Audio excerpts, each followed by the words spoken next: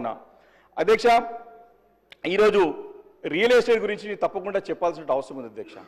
నేను గత అసెంబ్లీ సమావేశాల్లో కూడా నేను మంత్రి గారు కూడా చెప్పాను, సార్ మీరు తీసుకున్న నిర్ణయాలు కొన్ని నిర్ణయాలతో సరే కొన్ని నిర్ణయాలు ఇండస్ట్రియల్గా వచ్చే పెట్టుబడులకి ఇబ్బంది ఉన్నా ఈ హైడ్రా అనే దానితో ఈ రియల్ ఎస్టేట్ పూర్తిగా ఇబ్బంది పడుతుందని చెప్పి మరి గతంలో చెప్పడం జరిగింది అధ్యక్ష. అధ్యక్ష, మా దగ్గర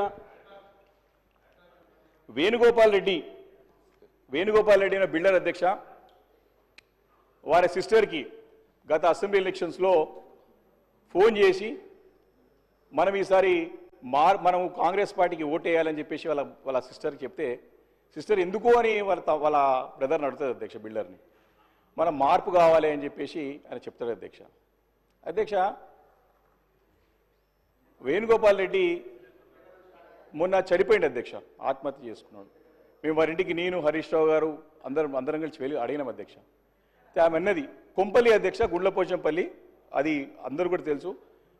అడిగిన తర్వాత ఆ సోదరిమని చెప్తుంది, మా తమ్ముడు ముఖ్యమంత్రి అంటే రేవంత్ రెడ్డి గారి పేరు నమ్మకంతో మార్పు కావాలని చెప్పి నన్ను కాంగ్రెస్ పార్టీకి ఓటేయమన్నాడు, కానీ వాడి మార్పు వాని ప్రాణాన్ని తీసుకోవడం వరకు వస్తుందని చెప్పేసి మేము ఊహించలేదని చెప్పేసి తన బాధను వ్యక్తం చేసింది అధ్యక్ష. అధ్యక్ష, నేను ఆ స్టేట్మెంట్ కూడా ఎందుకు చెప్తున్నానంటే అధ్యక్ష, ఆ స్టేట్మెంట్ కూడా నేను మీ ద్వారా వారికి పంపిస్తాను అధ్యక్ష, చూసుకోమని వచ్చే అధ్యక్ష. దాని గురించి నేనేమంటాను అధ్యక్ష, కొన్ని నిర్ణయాలు ప్రజల్లో వచ్చేటువంటి